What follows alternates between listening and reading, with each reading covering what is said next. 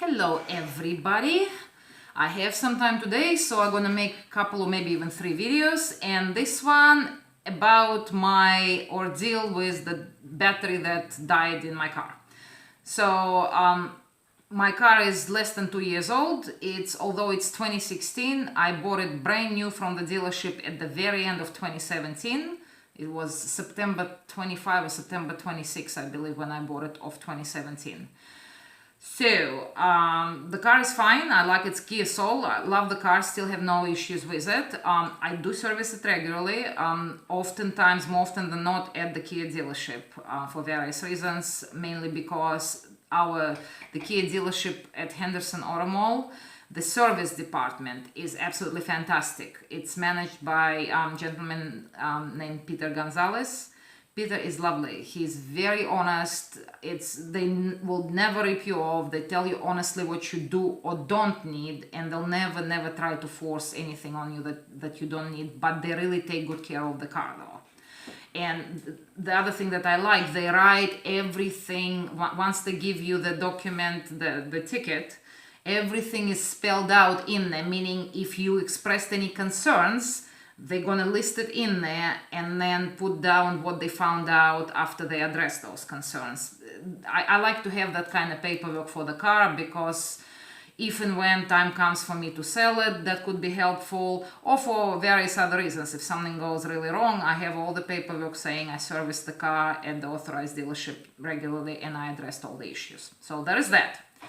Anyhow, so I did a 30,000 mile service on my car end of April at the Kia dealership, and they did mention that my battery was low. They did say they topped it up, and so I was feeling pretty safe and secure. I know in Las Vegas we really looking at a new battery about once a year, and it was almost 2 years, but because they said they topped it up, I kind of felt all safe and sound about that. And in the past, in the good old times, so I'm guessing now they make cars or batteries or whatever very different. You all know, so in the past, if your battery was low or dying, it would start coughing when you try to start the car. You know what I mean by coughing. You try to start and it doesn't go straight away, or it takes you a couple of tries. The battery is low, you need to get a new battery. And I would never wait. Once that happened straight away I would drive someplace where I can get a new battery and be done with it. Well, nothing was happening. The car was starting just perfectly. The only thing I must say, and it's a trick I'm gonna remember, what was happening is I was driving around, my devices weren't charging. Like my phones, although it showed that the charge is going, they were dropping charge. They kept going lower and lower. Lift amp, that I have the proper amp, that wasn't charging. It kept showing that it's critical, and I was like, it's plugged in. What do you mean it's critical? I'm driving. Why is it critical? Why the battery is critical? And it would die. So now I know that's the indication my battery was dying. So lucky for me, it happened when I got home. Meaning I got at home, I took the key out of ignition, everything was fine, and when 2 hours later I went to go out and try to start the car, it literally just died completely. It wasn't making any sounds at all. Lucky for me, my landlord is a good friend. He lives only a couple streets away, so I called him and he came over and he jumped me. But I have to say, it wasn't easy. It wasn't jumping straight away. It was not holding the charge. I have AutoZone literally on the other side of the wall from where I live, so all I needed is for it to last 2 minutes for me to get there, which I've done, and my landlord followed me just in case I got stuck. So the reason I'm making this video is it's all about AutoZone and what they do. And this story has continuation, so listen to the end. There is a lesson here. There is definitely a lesson. So I go in, I'm asking for a new battery, and of course first they go out to check the existing battery. Straight away, the woman who did it starts carrying on about alternator, how, on the battery, when you look at it, facing the car, on the left there is that cover, that's plastic cover with some bolts and nuts and whatnot, and my landlord removed it because he couldn't jump the battery. He was trying. Well, straight away she says, oh, you should never done it, you damage your alternator doing that, which is not necessarily, well, it's not really true at all. But anyhow, she started that whole alternator conversation then and there. And then she goes, okay, your battery is it's empty, it's not charging. I go, yeah, I'm aware of that. That's why I'm here. So she goes, gets another battery, and she lets another guy install the battery, which is a younger guy. And honestly, I personally, no judgment, but I think he smokes way too much pot. I really do. No offense to him, he was lovely, but what I'm saying is just the way he was going about things. So he goes to install the new battery. He does it. He drops few things along the way, and then picks them up, and ultimately he does it. And then he says, okay. So I start the car starts. He goes, okay, wait, I need to check it again to make sure, run the car. So I run the car, and he tries to do it with the device that he brought with him, and he can't grip the bolt. So he goes, let me get another device. So he gets another device, comes in, does it, and he shows it to me. He goes, look, it failed. You need a new alternator. Just like that. And as you battery was $155, new alternator is $300, and then you have to get it installed, which probably, depending where you go, it could be another $200. So you're looking at like $500, and I'm thinking, this is a new car, it's less than 2 years old. Again, very fortunate for me, I have friends, I have a lot of friends, because by then my landlord already left, because he assumed everything is taken care of. So I tell the guy, I said, well, do you have an alternator in the shop? And he goes, well, let me go check. And then they don't have one in stock, and they need to bring one from the other store. In the meantime, I call my friend, well, he's a friend of a friend, but someone I know who is a mechanic. And he is a mechanic for Mercedes dealership. So I call him, and thankfully he was just on his way home, so he could actually answer the phone. And I explained to him what had happened. So he goes, look, it honestly doesn't. He says, I'm not there to look at it, but it really doesn't sound like you need a new alternator. And so he had me do a few things, like he had me to turn the key only once, ask me what indicators are lit, and then he had me turn it twice before you start the car, and then he asked me what indicators are lit, and then he asked me to start the car, and he asked what I see on the panel. And then he goes, look, my advice, definitely go have it checked elsewhere, not at AutoZone, but don't buy any alternators just now. I think your car is just fine. But it obviously, you can imagine, it freaked me out, because I'm well aware of what alternator issue is, and I was like, damn, I'm gonna get stuck tomorrow in the middle of the road.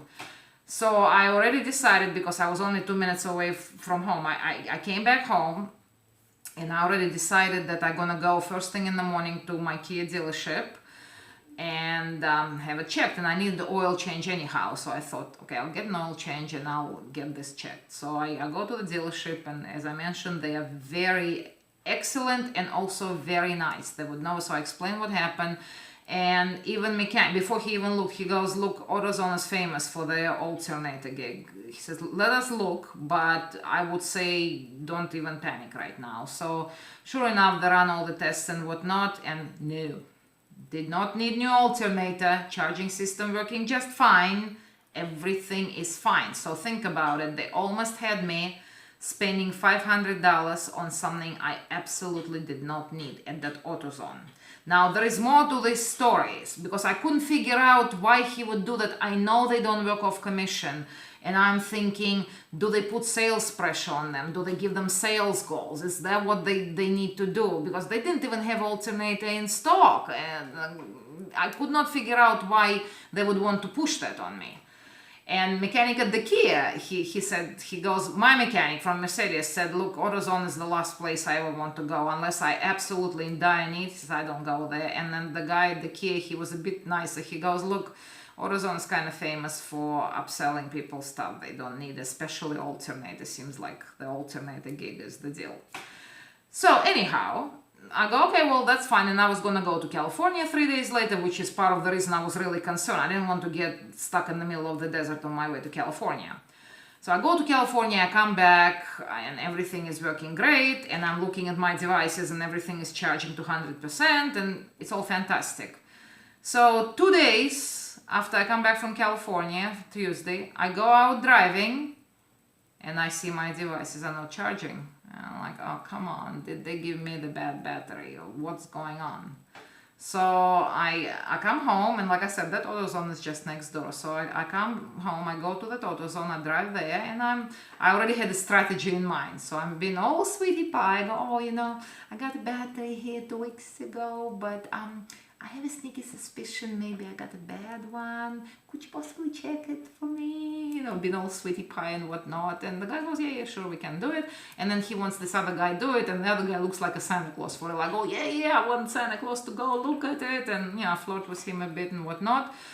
So he goes out there, and as he tries to put the clamps on, straight away he can see that plastic cover on the left, on the top of the battery, it's loose. He goes, well, here is the problem right here. He goes, let me tighten it up. Well, he tries to tighten it, and it's not tightening. So it took him 3 trips back to the store for different tools, and I'm very grateful to him. I really am. So he was determined, and he did. He figured it out, he tightened it, and he wasn't going to charge anything. I gave him $10 as a tip. He well deserved in that heat trying to work my car, but he did fix it. So, the moral, I promise there is a moral, there is a lesson here, and here's what the lesson was. The original guy who said the battery failed, the whole thing happened because he didn't install it properly. He didn't tighten that cover, which is why it was showing that the battery was failing on that instrument that he brought with him. But because he didn't know what he was doing, or like I said, he really smoked too much pot. I mean, he couldn't even figure it out in his head. He automatically and instantly blamed it on the alternator instead of actually trying to figure it out. So, in part, no, he wasn't trying to push alternator on me deliberately, but I still blame him because he didn't do the job right, and then he gave me wrong advice because he didn't see the problem, the issue that he actually created. But I am grateful for this other guy. So, overall model of the whole moral of the story, I guess, I'm gonna agree with my Mercedes mechanic. It's probably last time I went to AutoZone. Maybe unless you have to, don't go someplace else.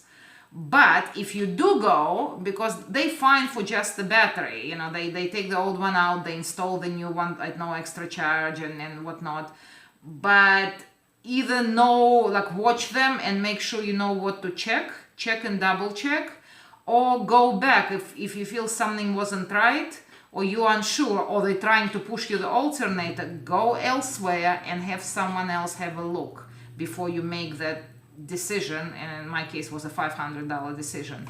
So that's that, and hopefully I helped some people, because honestly, if I knew all this in advance, I also have Pep Boys just a little further down the road. I probably would have gone to Pep Boys instead of AutoZone. Alright? Okay, everybody, drive safe out there.